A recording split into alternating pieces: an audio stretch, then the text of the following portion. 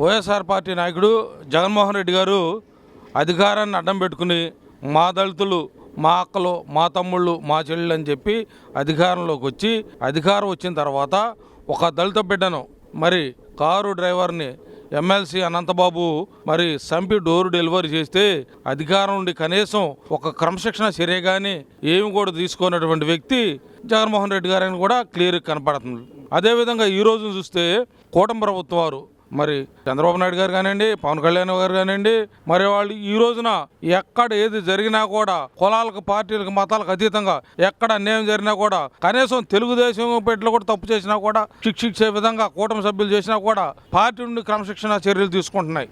అదేవిధంగా మరి అట్లాగే మరి జగన్మోహన్ రెడ్డి గారు క్రమశిక్షణ చర్య తీసుకుంటే వీళ్ళ దళిత సోదరులందరూ కూడా చాలా సంతోషపడేవాళ్ళు. ఈ రోజున కోర్టులన్నీ కూడా చక్కగా మరి పేదవాళ్ళకి అండగా ఉండని చక్కగా ఏదైతే మరి అన్యాయం చేసి అక్రమం చేసి మరి అనంతబాబు దౌర్జన్యాలు చేశారో సాక్షులను బెదిరించి కానివ్వండి అనేక విధాలుగా రకరకాలు చేస్తే ఈ రోజున రాజమండ్రి కోర్టు బెయిల్ రద్దు చేసి ఈ రోజున సాక్ష్యాధారాలతో చక్కగా చూపించడం జరిగింది.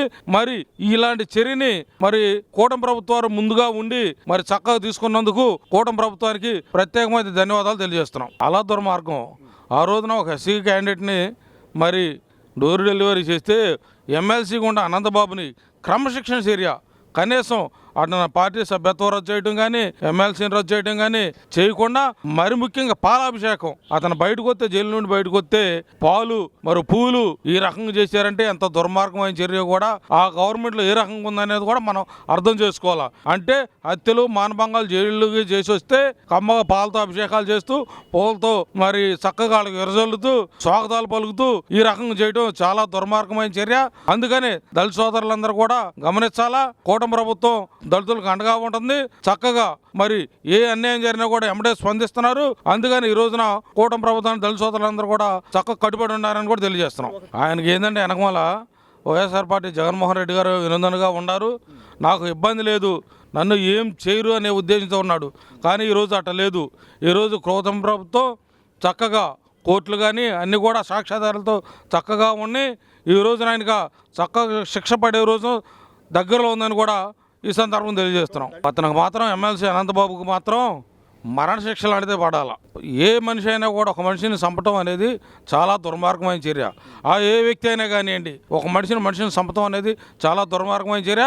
ఇలాంటి సందర్భాలు ఫ్యూచర్లో జరగకుండా ఉండాలని ఇలాంటి వ్యక్తులకి మరణశిక్ష పడే విధంగా కోర్టులు కానీ అన్నీ కూడా పనిచేయాలని తెలియజేస్తూ అది జరుగుతుందని కూడా మేము దళితులుగా ఆనందపడుతున్నాం. వాళ్ళు అనంతబాబు చేసినటువంటి దుర్మార్గం పని అసలు అంతా ఇంత కాదు. కానీ ఎంతసేపటికి బెదిరియటం, వాళ్ళని బెదిరియటం, వీళ్ళని బెదిరియటం, మళ్ళీ చంపుతానని చెప్పటం. మరి ఆ రోజు మన సుబ్రహ్మణ్యం గారిని డోర్ డెలివరీ తీసుకొచ్చి అక్కడ పడేశారు. దానికి సమాధానం ఏమీ చెప్పలేపారు. కానీ ఆయన ధైర్యం ఏంటంటే వెనకాల నాకు జగన్మోహన్ రెడ్డి గారు ఉన్నాడు, నన్ను తీసుకొస్తాడు, నన్ను ఒక మనిషిగా చూస్తాడనే ధైర్యంతో ఆయన అది మాత్రం చాలా దుర్మార్గం చేశాడు. అది మాత్రం నేను దళితుడిగా ఉన్నాను కాబట్టి నేమే చెబుతున్నాము, అతను మాత్రం కఠినమైన శిక్ష పడాలి. కోర్టులను బెదిరించాడు, కోర్టులు లాయర్ని పెంచాడు, జడ్జిలు మీద అందరిని బెదిరించాడు. అందరూ బెదిరించినా కానీ వాళ్ళు ఏమీ చేయలేకపోయారు. కానీ ఆయన ధైర్యం అనేది ఒకటి వెనకాల జగన్మోహన్ రెడ్డి గారిని చేసిన దుర్మార్గం. వాళ్ళ బాబాయిని చంపాడు, వాళ్ళ నాన్నగారిని చంపాడు, మొన్న వాళ్ళ అమ్మగారిని బెదిరించాడు, వాళ్ళ చెల్లెని గారిని బెదిరించాడు. ఆయన చేయని పని ఏంది అసలు? ఎక్కడ పడ్డా కానీ ఆయన దౌర్జన్యం చేశాడట. అట్లా దౌర్జన్యం చేయబట్టి ఆ దౌర్జన్యం ఈ అనంతబాబు చేశాడు. అదంతా అబద్ధం పైకేనండి. అదంతా పైకే ఉట్టిదే ఎన్ని ఉట్టిదే. ఆ రోజు మరి బెయిల్ రద్దు చేయడం కూడా కారణం ఇదే. మరి ఆయన బయటకు వచ్చి మరి ఆయన పాలాభిషేకం చేయించారు. మళ్ళీ ఆయన్ని ఎంత మాత్రం చేయించారు చెప్పు? పాలాభిషేకం చేయించి ఆయన మరి పూలతో వాటితో అభిషేకం చేశారు. అది తప్పు కదా. అది చాలా తప్పు, అది చాలా దుర్మార్గమైన పని. జగన్మోహన్ రెడ్డి గారు చేసిందంతా కూడా దౌర్జన్య పని. మేము ఆ న్యాయం జరగాలంటే ఈ అనంతబాబు గారికి శిక్ష పడాలి. శిక్ష అనేది మరణ శిక్ష, లేకపోతే కేసు గట్టిగా మంచి కేసు వేయాలి ఆయన మీద, మంచి దళితుల మీదకి ఎవరి మీదకి రాకుండా కూడా, ఇక ఆయన ఎటువంటి కూడా ఎవరి జోలికి వెళ్ళకుండా కూడా ఆయన మంచి శిక్ష వేసి మేము శిక్ష వేయాలని ఆయన ఇప్పుడు కూడా అదే ధైర్యం చేస్తున్నాడు. జనంలోకి వెళ్ళి నాకు ఓటేస్తారు, నేను చేస్తాను, నేను మళ్ళీ సీఎం అవుతానని అదే ధైర్యంతో ఉన్నాడు. కానీ అది మాత్రం తప్పు ఆయన ఊహించడం. కానీ జనం మొన్న కూడా కూటమి ప్రభుత్వం వచ్చింది. ఆ కూటమి ప్రభుత్వం బుద్ధి చెప్పినా కానీ ఆయనకి ఇంకా బుద్ధి రాలేదు. ఇప్పుడు కూడా ఇంకా నేరాలు ఘోరాలు ఇప్పుడు కూడా ఇంకా బెదిరిస్తాను ఉన్నాడు వాళ్ళని. నేనే సీఎం అవుతాను, నేనే చేస్తాను, నేను వచ్చినాక మీ వ్యవహారం చూస్తాను, మళ్ళీ నేను వచ్చినా మీ వ్యవహారం చూస్తాను, మిమ్మల్ని ఒక్కళ్ళు ఉంచను అనేది మాత్రం చాలా దౌర్జన్యంగా మాట్లాడుతున్నాడు. కాబట్టి కోర్టు కూడా ఇతనికి బెయిల్ రద్దు చేసింది. కాబట్టి ఇవన్నీ దృష్టిలో పెట్టుకొని మరి ఆయనకు తగిన శిక్ష వేయాలని మనం చేస్తున్నాం మేము. ఆయన చేసిన ఏళ్ళ ఘోరాలు చేశాడండి. మాకు వెనకాల ఆయన ఉన్నాడని వీళ్ళు ధీమాకెళ్ళి ఏదైనా అమలుపరుస్తాడు ఆయన ఉన్నాడు జగనం అనే లెక్కలో ఈయన అనాశకరం చేశారండి. అనాశకరం చేసి అరాచకం చేశారండి. ఎటువంటి ఘోరాలు చేశారో అసలు ఎంత అంత కాదు. మాకు ఇప్పుడు కూడా మళ్ళీ మేము వస్తాం, మేము వచ్చి మేము ఎన్ని ఘోరాలు అయినా చేస్తాం, మాకు ఎదురు లేదు, దళితులు ఉండారు, వాళ్ళు ఉండారు, వీళ్ళు ఉండారు. 4 ఇళ్ళు కట్టాడు, 4 సాట్లు అంతే. తారు రోడ్లు చంద్రబాబు నాయుడు ఎన్ని వేసాడు, ఎంత పని చేస్తున్నాడు మన రాజధానిలో. చాలా పనులు చేస్తున్నాడు. నేను మన అమరావతి వెళ్ళాను. అబ్బో ఏం పనులు, ఈ డబ్బులన్నీ ఆడెత్తున్నాడా, మా పుంచుల్ని ఆడెత్తున్నాడా, ఇవన్నీ అసలు చెప్పలేనంత పనులు చేపిస్తున్నాడు. జగన్మోహన్ ఏం చేయలే, పొలం కొని డబ్బులు 2 కోట్లు 3 కోట్లు అని డబ్బులు దెంగి 4 ఇళ్ళు కట్టించి అక్కడో గుడిచి దానికి రోడ్లు బోర్డులు లేకుండా అది చేశాడు. కానీ ఏమి లేదు. ఆయన అన్యాయం అని అడిగితే ఆయన బొక్కలు వేసి కొట్టించేవాళ్ళు. అసలు అన్యాయం అని జగన్ చేసి అన్యాయం అన్నావా తడిపడినట్టే. అట్ట ఘోరాలు చేశారు. మొత్తం ఘోరం చేశాడు. బాబాయిని ఎందుకు చంపాడు? వాళ్ళ బాబాయిని చంపింది ఈయనేగా. మళ్ళీ వాళ్ళ అమ్మను బెదిరిస్తే వాళ్ళ అమ్మ కూతురు దగ్గరికి వెళ్ళిపోయిందిగా. ఇవన్నీ ఘోరాలు చూసి ఆయన మొన్న ఓట్లు వేయకుండా ఎగదెంగింది. జనం తెలుసు ఏసేంటి అరాచకం చేయాలో. జనం న్యాయం జరగాలండి. ఆయనకి న్యాయం జరిగితేనే మాకు శాంతిగా ఉంటుంది. ఆయనకి న్యాయం జరగకపోతే సుబ్రహ్మణ్యకి న్యాయం జరగాలి. తీసుకొచ్చి వేసుకెళ్ళి ఆడ పడేసారుగా. అది అధికారం ఉంది కాబట్టి అటు చేశారు. ఇప్పుడు న్యాయం జరగాలి. అతని కుటుంబానికి మటుకు న్యాయం జరగాలి. డబ్బు బిర్రు జనం బిర్రు లేదు. ఇక జనం బిర్రు పవన్ కళ్యాణ్ చంద్రబాబు ఉండే వరకు అసలు మొత్తం అనేది లేదు. రాష్ట్రంలో ఇక లేదు, ఎక్కడా లేదు. చూసినంత లెక్కలో. ఇప్పుడు ఈ రోడ్లు ఎట్టుండయి, అరికాలు అద్దుకున్నట్టుకుండే రోడ్లు వేస్తాం. చంద్రబాబు నాయుడు ఎన్ని రోడ్లు వేసాడు? అబ్బో చూడలేని రోడ్లు వేసాడు. ఒక్క రోడ్డు వేసాడు 5 ఏళ్లలో. ఆయన తింటమే కానీ ఒక్క రోడ్డు వేసాడా? 4 ఇళ్ళు 4 సాట్లు కొట్టి నేను కట్టించానని డబ్బు కూడబెట్టుకున్నాడు. కట్టలు కూడబెట్టుకున్నాడు ఎలక్షన్ అనుకుంటాయని. అదండి సార్. ఒక్క మాట అండి, దళిత సుబ్రహ్మణ్యం గారిని హత్య చేసినప్పుడు గవర్నమెంట్ వాళ్ళు మా దళితులు అంటే మేము ప్రేమ, అభిమానం, అనురాగం, మేము ఎంతో దళితులకు చేస్తున్నామని ఒక జగన్మోహన్ రెడ్డి గారు మంచి స్టేట్మెంట్ ఇచ్చాడు.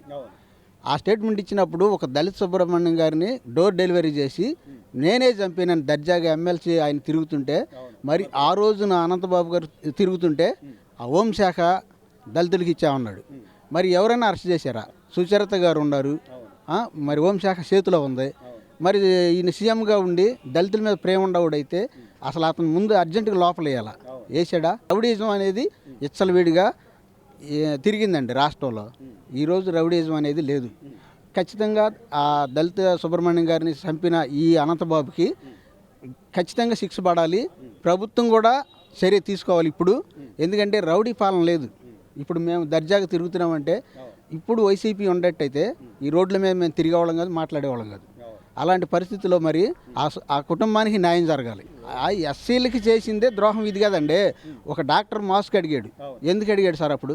ఇప్పుడు కరోనా సమయంలో అందరికీ మాస్కులు ఉండాలనే కదా అడిగింది. అతన్ని పిచ్చోండి చేసి రోడ్డు మీద పోలీసులను పెట్టి గుండు చేపించి అవమానపరిచి మెంటల్ స్థితిగా వచ్చాడని చెప్పి ఆయన్ని కూడా ఆ రకంగా చేశాడు. మరి ఆ రోజు మరి న్యాయం ఉందా? ఎందుకు ఇవన్నీ అరికట్టలేదు? దళితుడు మా సహోదరులు, మా అవ్వ తాత, మా నాన్న, మా అక్క చెల్లి అవన్నీ అన్నప్పుడు ఇది ఎందుకు చర్య తీసుకోలేదు? రోడ్ల మీద రౌడీజం పెరిగిపోయింది తప్ప ఈరోజు ప్రశాంతంగా ఉంది. ఈ వ్యవహారంలో గట్టిగా న్యాయం జరగాలని దళితులుగా మేము అందరం కూడా రాష్ట్రం మొత్తం కూడా దళితులుగా కోరుకుంటున్నాం. ఆ కుటుంబానికి న్యాయం జరిగినప్పుడే నిజమైన దళిత పోరాటం జరిగినట్టు. మొన్న కూడా మీరు చూశారు కదండి, సాక్ష్యం చెప్పే వాళ్ళని కూడా లక్షలు ఇచ్చి వాళ్ళని సాక్ష్యం చెప్పి మారుగా ఏదైనా చెప్తే మీరు ఉండరు. ఇలాంటి చర్య చేసిన మనిషిని ఈరోజు తిరగనిస్తాం చాలా దారుణం. ఈ రోజున రౌడీజం లేదు కాబట్టి గవర్నమెంట్ చర్య తీసుకొని అర్జెంటుగా అతనికి జైలు పడాలి. లెక్క అయితే జైలు పడాలి, కుటుంబానికి న్యాయం జరగాలి. ఖచ్చితంగా జరిగిద్దండి అది. ఎందుకంటే ఈ రోజున ఇది వదిలేస్తే పార్టీకి విలువ ఉండదు. దళితుల మీద ప్రేమ అనేది ఆయన చూపిలా. ఇప్పుడు ఈ న్యాయం జరగాలి. ఎందుకంటే వీళ్ళు ఈ పార్టీ పరిపాలన ఉన్నప్పుడు పవన్ కళ్యాణ్ గారు అదే చెప్తున్నాడు, అన్యాయాన్ని అరికట్టాలంటున్నాడు. ఇప్పుడు చంద్రబాబు నాయుడు గారు ఉన్నారనుకోండి, ఆయన రౌడీజం అనేది ఒప్పుకోడు. ఇప్పుడు ఖచ్చితంగా న్యాయం జరిగిద్దని మేము అనుకుంటున్నాం. ఒక దళితులుగా మేము ఆయన పరిపాలనలో న్యాయం జరిగిద్దని మేము అనుకుంటున్నాం. పరిపాలన కూడా విధానం కూడా సక్సెస్ఫుల్గా ఉందండి. ఈరోజు మీరు ఈ ఊరు రావాలంటే ఆ రోడ్డు మీరు చూసే ఉంటారు, లోగడ వచ్చేవాళ్ళు కాదు. లోకేష్ బాబు గారు ఇలా దమ్ముగా, ఎందుకంటే ఎమ్మెల్యేగా ఉండి కూడా రోడ్లు ఏ క్లాస్గా చేశాడు, పరిపాలన బాగుంది. ఇప్పుడు ఎంతమంది స్కూల్ పిల్లలు ఉంటే ఆయన అంతమందికి ఇచ్చేసాడు. నేను ఒకళ్ళకి ఇచ్చి నేను ఇచ్చానని చెప్పుకున్నాడు. ఎవరికి ఇచ్చాడండి ఈయన? రాష్ట్రాన్ని నాశనం చేసే వాళ్ళకి ఇచ్చాడు. తెనాలి వెళ్ళాలంటే 30 రూపాయలు ఆటోకి ఛార్జీ వాళ్ళకి ఇచ్చాడు. గడ్డం చేసుకోవాలనుకుంటే 50 రూపాయలు వాళ్ళకి ఇచ్చాడు. ఏం చేశాడు? రోడ్లన్నీ పాడు చేశాడు, ఇసుక దందా చేశాడు, మద్యం ఏరులై పారింది. ఆ మద్యం తాగిన వాళ్ళ మొత్తానికి పెరాల్సి ఇలాగ వచ్చేసింది, గంజా ఏరులై పారింది. ఇవన్నీ ఈ రోజున ప్రశాంతంగా ఉంది వాతావరణం, అనుకూలంగా ఉంది ప్రభుత్వం. అమర్నాథ్ గౌడ్ ఏం చేశారంటే కళ్ళ ముందే తగలబెట్టేసేసారుగా. అసలు అన్ని ఘోరాలండి. రైల్వే స్టేషన్లో పడుకునే మహిళలకు రక్షణ లేదు, వాళ్ళ మీద అత్యాచారాలు అవన్నీ అరికట్టారా? ఆ పిల్లోడు పోరాడినందుకు వాడిని కళ్ళ ముందే కాల్చి పడేశారు. మరి ఆ రోజు న్యాయం జరిగిందా? లేదండి. అంత రౌడీజం చేయకూడదు. ఎప్పుడైనా జీవితంలో ఎప్పుడు కూడా వీళ్ళని మర్చిపోరు.